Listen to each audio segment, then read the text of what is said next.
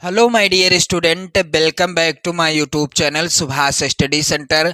24 फरवरी 2025 को class 10th के जितने भी मेरे प्यारे बच्चे हिंदी विषय का पेपर देने वाले हैं, आज के इस वीडियो में मैं लेकर के आ चुका हूं आप सभी के लिए आपकी बोर्ड परीक्षा 24 फरवरी 2025 के लिए हिंदी विषय का एक और वायरल मॉडल पेपर।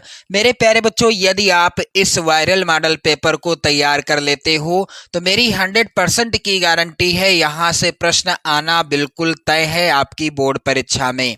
मेरे प्यारे बच्चों, इस वायरल मॉडल पेपर का कोड आप याद कर लो, 801 AQ कोड का ये वायरल पेपर है। मेरे प्यारे बच्चों, बोर्ड एग्जाम के पहले भी यदि आप आधा घंटा 1 घंटा पहले भी इस वायरल मॉडल पेपर को देख लेते हैं तो आप अच्छा स्कोर करेंगे, 70 में 70 का स्कोर कर सकते हैं 2025 बोर्ड एग्जाम में हिंदी विषय के पेपर में। मेरे प्यारे बच्चों, आप सभी को एडमिट कार्ड लेकर के जाना है और आधार कार्ड भी लेकर के जाइएगा। यहाँ पर आपको अपना रोल नंबर भर देना है और यहाँ पर आपको अपना नाम लिखना है। ध्यान रहे मेरे प्यारे बच्चों, यहाँ पर 3 घंटे 15 मिनट का समय आपको दिया जाएगा बोर्ड एग्जाम में। नोट के अंतर्गत आप लोग ध्यान दें, प्रारंभ के 15 मिनट परीक्षार्थियों को प्रश्न पत्र पढ़ने के लिए निर्धारित हैं और अगला है सभी प्रश्न करना अनिवार्य है। यह प्रश्न पत्र 2 खंडों खंड आ एवं खंड बा में विभक्त है। पेपर कितने खंडों में विभाजित है? 2 खंडों में विभाजित है। मेरे प्यारे बच्चों, यहाँ पर आप लोग ध्यान दें, खंड आ में 1 अंक के बहुविकल्पीय प्रश्न हैं जिनके सही उत्तर OMR उत्तर पत्रक पर नीले अथवा काले बाल पॉइंट कलम से सही विकल्प वाले गोले को पूर्ण रूप से काला कर चिन्हित करना है। यानी खंड आ के जो बहुविकल्पी प्रश्न आएंगे, प्रत्येक प्रश्न होगा 1 नंबर का और प्रश्न कुल कितने होंगे? 20। इस तरह से 20 नंबर के खंड आ में बहुविकल्पी प्रश्न आएंगे। अब यहाँ पर ध्यान दें आप लोग, खंड आ के प्रत्येक प्रश्न का निर्देश पढ़कर केवल प्रदत्त OMR उत्तर पत्रक पर ही आपको उत्तर देना है। OMR उत्तर पत्रक पर उत्तर देने के पश्चात आप उसको नहीं काटेंगे और ना ही आप इरेजर का इस्तेमाल करेंगे और ना ही आपको व्हाइटनर लगाना है, कुछ नहीं करना। प्रश्न के अंक उसके सम्मुख अंकित हैं। कौन सा प्रश्न 1 नंबर का है, कौन सा प्रश्न 3 नंबर या 4 नंबर या 5, 6, 7, इस तरह से कौन सा प्रश्न कितने अंक का है, इसका भी विवरण दिया रहेगा। खंड बा में 50 अंक के वर्णनात्मक प्रश्न आएंगे। खंड बा जो होगा उसमें 50 अंक के वर्णनात्मक प्रश्न आएंगे। मेरे प्यारे बच्चों, खंड बा में सभी प्रश्नों के उत्तर एक साथ ही आपको करना होगा। प्रथम प्रश्न से आरंभ कीजिएगा तथा अंतिम प्रश्न तक करते जाइएगा। जो प्रश्न आपको नहीं आता है, यानी जिस प्रश्न का उत्तर आपको नहीं पता है, उस पर समय नष्ट ना कीजिएगा। मेरे प्यारे बच्चों, खंड आ के इन सभी बहुविकल्पी प्रश्नों को आपको तैयार कर लेना है, क्योंकि 24 फरवरी को मेरे प्यारे बच्चों यहाँ से प्रश्न आना बिल्कुल 100% तय है। चलिए, पहला प्रश्न है, आचार्य रामचंद्र शुक्ल की रचना है। इनमें से आचार्य रामचंद्र शुक्ल जी की रचना कौन सी है? यहाँ पर चौथा वाला ऑप्शन सही होगा, चिंतामणि। यदि प्रश्न आता है चिंतामणि किस विधा पर आधारित रचना है, ये मेरे प्यारे बच्चों निबंध विधा पर आधारित है। और चिंतामणि के अतिरिक्त आचार्य रामचंद्र शुक्ल जी की रचना है रस मीमांसा, त्रिवेणी, विचार वीथी और मेरे प्यारे बच्चों चिंतामणि, रस मीमांसा, त्रिवेणी, विचार वीथी, ये 4 प्रमुख रचनाएं हैं जहां से प्रश्न आपकी बोर्ड परीक्षा में बन सकता है। कोई भी प्रश्न आपका नहीं छूटेगा, मैं ऐसा वादा करता हूं आप सभी से। चलिए, अगला प्रश्न है, गोदान उपन्यास के लेखक कौन हैं? तो आप लोग ध्यान दें, यहाँ पर गोदान, गबन, सेवा सदन और निर्मला, रंगभूमि और मेरे प्यारे बच्चों कर्म भूमि। गोदान गबन सेवा सदन, निर्मला रंगभूमि कर्मभूमि, ये सभी रचनाएं किस विधा पर आधारित हैं? उपन्यास विधा पर आधारित हैं। और इन सभी रचनाओं के लेखक यानी ये जो उपन्यास हैं इनके लेखक कौन हैं? मुंशी प्रेमचंद जी हैं। यहाँ पर गा वाला ऑप्शन सही होगा। चलिए अगला प्रश्न है, नीड़ का निर्माण फिर किस विधा की रचना है? मेरे प्यारे बच्चों, नीड़ का निर्माण फिर किस विधा की रचना है? तो यह है आत्मकथा विधा पर आधारित रचना। और इस रचना के लेखक कौन हैं? हरिवंश राय बच्चन। आप लोग ध्यान दें, हरिवंश राय बच्चन जी के द्वारा लिखी गई रचना है नीड़ का निर्माण फिर। और साथ ही मेरे प्यारे बच्चों, क्या भूलूं क्या याद करूं, आप लोग याद कर लीजिएगा, क्या भूलूं क्या याद करूं, क्या याद करूं, याद करूं, ये भी रचना हरिवंश राय बच्चन जी की है, आत्मकथा विधा पर आधारित।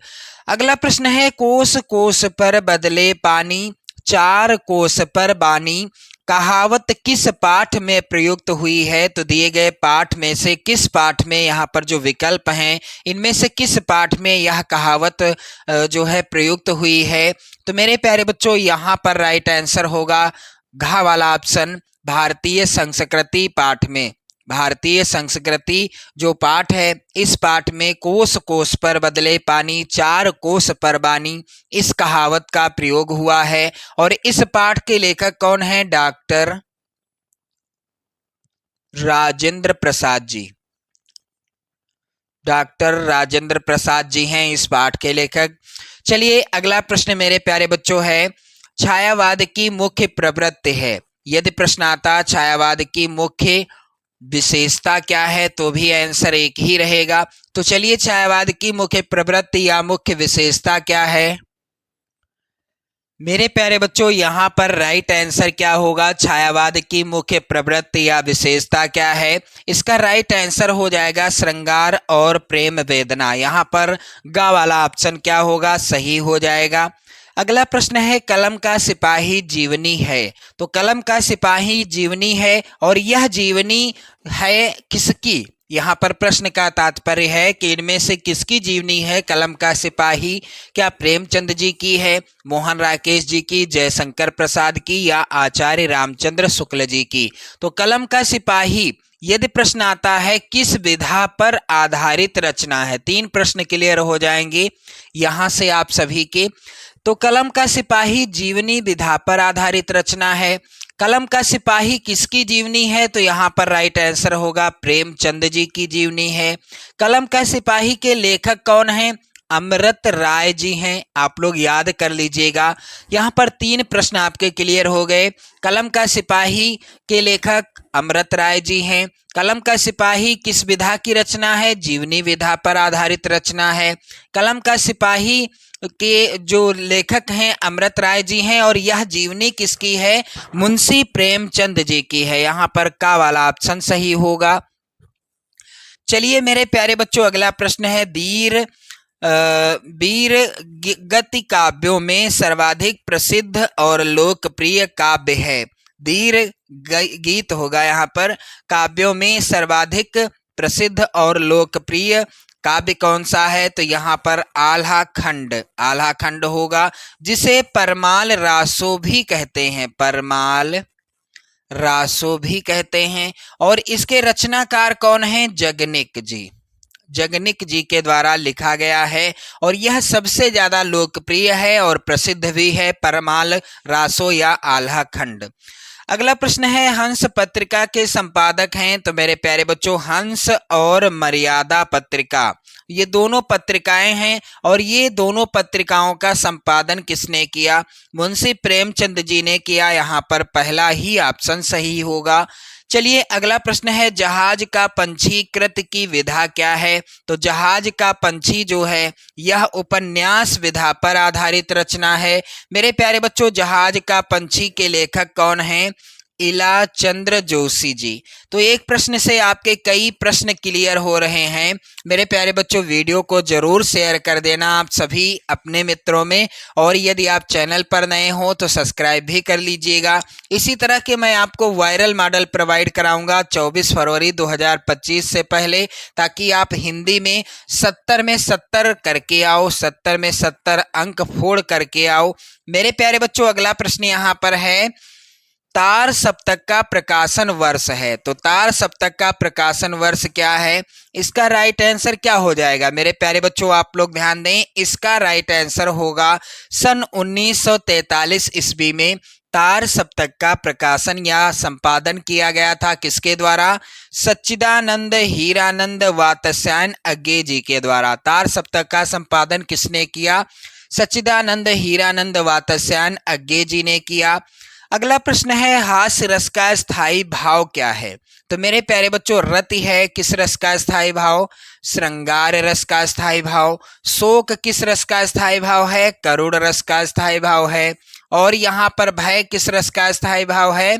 भयानक रस का अस्थाई भाव है। मेरे प्यारे बच्चों, हास जो है किस रस का स्थायी भाव है? यहाँ पर कह रहा है कि हास्य रस का स्थायी भाव क्या है, तो यहाँ पर हो जाएगा गा वाला ऑप्शन, हास है, क्योंकि हास है हास्य रस का स्थायी भाव। चलिए मेरे प्यारे बच्चों, आगे बढ़ते हैं। अगला प्रश्न मोस्ट इंपॉर्टेंट है। कह रहा है, पीपर पात सरिस मन डोला पंक्ति में कौन सा अलंकार है? तो पीपर पात सरिस मन डोला यानी पीपल के पत्ते के समान मन डोलने लगा। तो यहाँ पर समानता बताई गई है, पीपल के पत्ते से मन की तुलना की गई है। तो यहाँ पर राइट आंसर क्या होगा? उपमा अलंकार होगा, क्योंकि जहाँ पर किसी वस्तु की किसी दूसरी प्रसिद्ध वस्तु के साथ समानता या तुलना की जाती है, वहां पर होता है उपमा अलंकार। चलिए आगे बढ़ते हैं। अगला प्रश्न है, रोला छंद के प्रत्येक चरण में कितनी मात्राएं होती हैं? तो मेरे प्यारे बच्चों, रोला छंद के प्रत्येक चरण में मात्राएं होती हैं 24 मात्राएं। और रोला छंद में चरण कितने होते हैं? तो आप लोग इसको भी तैयार कर लो। रोला छंद में कुल 4 चरण होते हैं, प्रत्येक चरण में 24 मात्राएं होती हैं। अगला प्रश्न है, उपसंहार में मूल शब्द क्या है? तो उपसंहार में मूल शब्द क्या है? इसमें उप क्या है? ये है उपसर्ग। अब मूल शब्द क्या है? संहार है। यहाँ पर क्या बचा? संहार। उप जो लगा हुआ है ये उपसर्ग है, और संहार क्या है? ये मूल शब्द है। तो यहाँ पर खा वाला ऑप्शन सही होगा।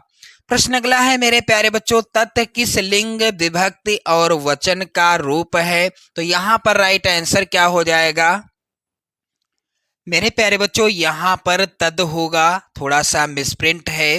तद किस लिंग विभक्ति और वचन का रूप है? तो मेरे प्यारे बच्चों, यहाँ पर राइट आंसर क्या हो जाएगा? यहाँ पर हो जाएगा नपुंसक लिंग द्वितीय विभक्ति और एक वचन का रूप है। यहाँ पर राइट आंसर पहला ही ऑप्शन सही होगा।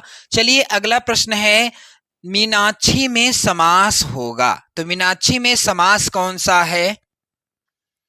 इसका राइट आंसर होगा मेरे प्यारे बच्चों, मीनाक्षी में कौन सा समास है? बहुब्रीहि समास है, जो कि विकल्प में नहीं है, मिसप्रिंट हुआ है। यहाँ पर विकल्प आप देख सकते हो इस प्रकार से, बहुब्रीहि समास है। किसमें? बहुब्रीहि समास है। किसमें? मीनाक्षी में। मीनाक्षी में कौन सा समास है? बहुब्रीहि समास है। मेरे प्यारे बच्चों, यहाँ पर एक चीज और ध्यान दें, मीनाक्षी का जो है समास विग्रह क्या होगा? मछली के समान आंखें हैं जिसकी, यानी मीन का अर्थ क्या होता है? मछली, आछी यानी आंखें, तो मछली के समान जिसकी आंखें हो वह स्त्री, उसे क्या कहते हैं? मीनाक्षी कहते हैं। अगला प्रश्न है, सिर का तत्सम रूप क्या है? तो मेरे प्यारे बच्चों, सिर का तत्सम रूप क्या हो जाएगा? शीर्ष हो जाएगा। यहाँ पर खा वाला ऑप्शन सही होगा। प्रश्न अगला है, प्रश्नवाचक वाक्य है, इनमें से प्रश्नवाचक वाक्य कौन सा है? तो क्या मनीष का दाखिला हो गया? यहाँ पर प्रश्न सूचक शब्द भी, यहाँ पर चिन्ह भी लगा हुआ है, और यहाँ पर प्रश्न सूचक शब्द भी लिखा हुआ है। तो ये है प्रश्नवाचक वाक्य। अगला प्रश्न है परीक्षा के बारे में अध्यापक द्वारा क्या कहा गया का कर्तवाच्य में परिवर्तन क्या है। परीक्षा के बारे में अध्यापक द्वारा क्या कहा गया, इसका कर्तवाच्य में परिवर्तन क्या हो जाएगा। इसका सही उत्तर होगा परीक्षा के बारे में अध्यापक ने क्या कहा। परीक्षा के बारे में अध्यापक ने क्या कहा, ये हो जाएगा राइट आंसर। अगला प्रश्न है वाह भारत मैच जीत गया रेखांकित पद। ये जो है रेखांकित पद है, रेखांकित पद का परिचय क्या है। तो मेरे प्यारे बच्चों यहाँ पर राइट आंसर क्या हो जाएगा, वाह भारत मैच जीत गया। तो यहाँ पर आप लोग वाह क्या है, ये है विस्मयवाचक शब्द, तो यहाँ पर विस्मयादि सूचक हो जाएगा अपव्यय। भारत मैच जीत गया यानी हमें क्या हुई, प्रसन्नता हुई, तो यहाँ पर प्रसन्नता सूचक भाव की अभिव्यक्ति हुई है। यहाँ पर घ वाला ऑप्शन सही होगा।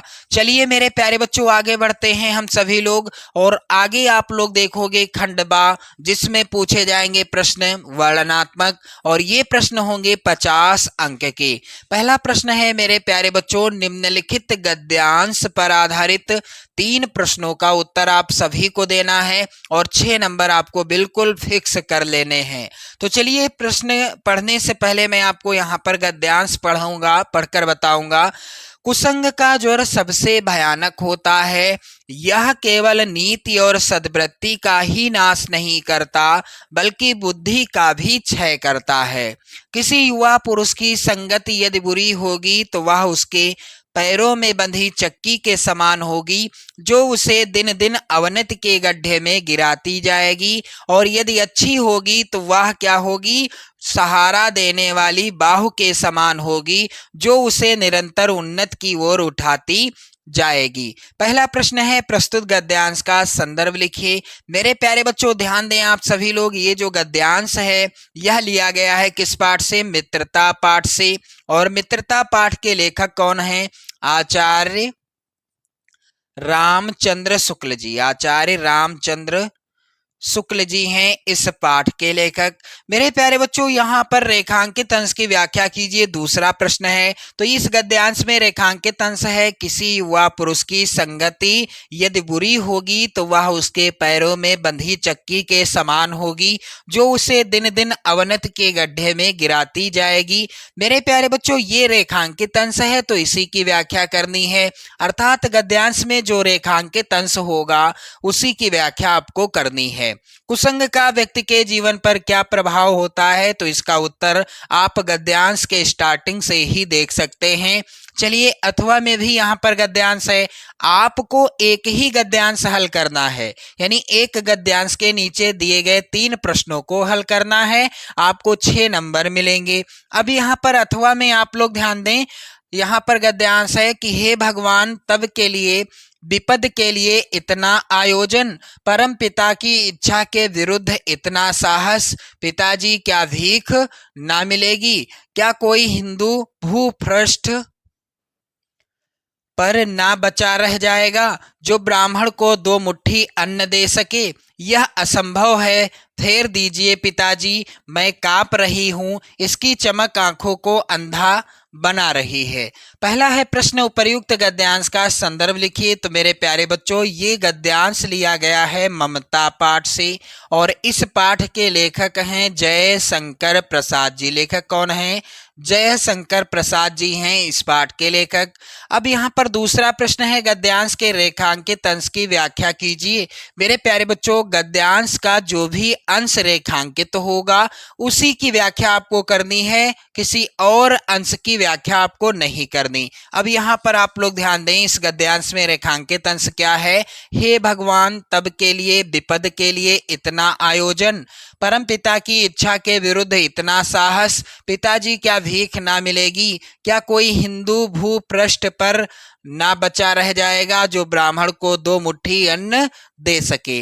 अगला है प्रश्न यहाँ पर विपद के लिए इतना आयोजन, यहाँ इतना आयोजन के द्वारा किस आयोजन की बात की गई है। चलिए आगे बढ़ते हैं। अगला प्रश्न है मेरे प्यारे बच्चों, दिए गए पद्यांश पर आधारित 3 प्रश्नों का उत्तर देना है आपको। 6 नंबर का प्रश्न आएगा। यहाँ पर पहला पद्यांश है, ऊधव मन न भये 10-20, एक हुतौ सो गयो श्याम संग को अवराधे ईस, इंद्री शिथिल भई केशव बिनु ज्यों देहि बिनु शीस, आशा लागी रहत तन श्वासा जीवहि कोटि बरीस, तुम तो सखा श्याम सुंदर के सकल जोग के ईस, सूर हमारे नंद नंदन बिनु और नहीं जगदीश। मेरे प्यारे बच्चों, यहाँ पर बिल्कुल आसान ट्रिक आप आजमा लो। सूर यानी सूरदास जी के द्वारा रचित है ये पद। सूरदास जी का कोई भी पद आपकी बोर्ड परीक्षा में आएगा तो इनका जो है नाम जरूर लिखा रहेगा। तो सूरदास जी के द्वारा रचित पद शीर्षक पाठ से ये लिया गया है पद्यांश। क्योंकि पहला प्रश्न है यहाँ पर पद्यांश पर आधारित, उपर्युक्त पद्यांश का संदर्भ लिखिए। दूसरा है रेखांकित अंश की व्याख्या, तो जो रेखांकित अंश होगा उसी की व्याख्या करिएगा। निराकार ब्रह्म की उपासना के संदर्भ में गोपियां उद्धव से क्या कह रही हैं, तो ये मेरे प्यारे बच्चों आप लोग ध्यान दें। अगला यहाँ पर अथवा में भी है, एक और पद्यांश है, लेकिन आपको एक ही पद्यांश को हल करना है।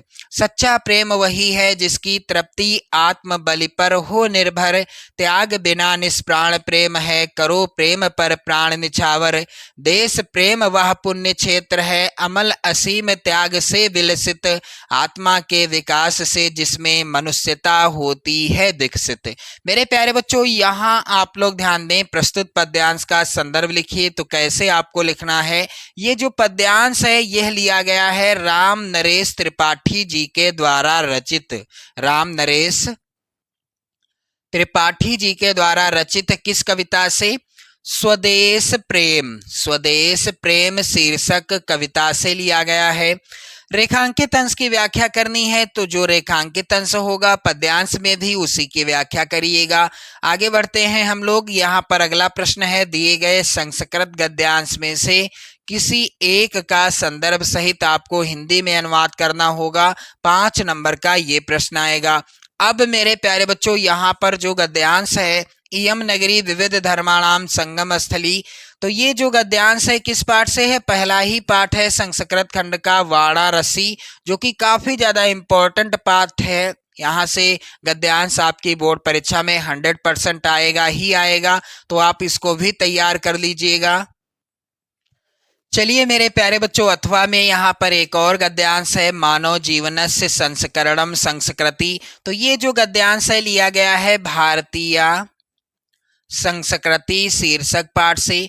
मेरे प्यारे बच्चों, एक चीज ध्यान देना है आप सभी को, प्रश्न संख्या जो 4 है, जो कि इस प्रकार से आएगा, दिए गए संस्कृत पद्यांश में से किसी एक का संदर्भ सहित हिंदी में अनुवाद करना है। 5 नंबर का ये प्रश्न आएगा। मानम हित्वा प्रियो भवति, क्रोधम हित्वा न सोचति, कामम हित्वार्थवान भवति, लोभम हित्वा सुखी भवेत। मेरे प्यारे बच्चों, ये जो है किस पाठ से रचित है? जीवन सूत्राणि शीर्षक पाठ से रचित है।